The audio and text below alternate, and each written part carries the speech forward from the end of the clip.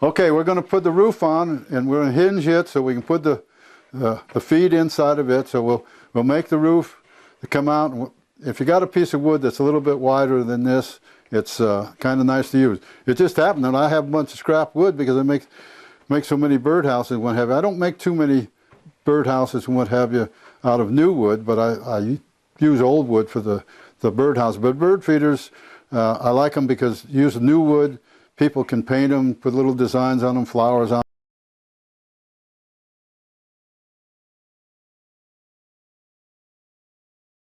This board here has been, it's like you see, it's an old piece of wood, but it's a little bit wider, so we can use it on there, and we'll cut it off about right here. Cut it off. Then the problem is when you do this, you got to have an angle on it again. So we'll cut that same angle on it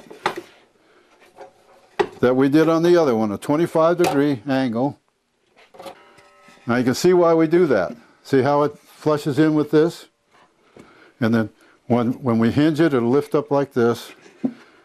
And we'll show you how to put the hinges on and kind of finish up part of it.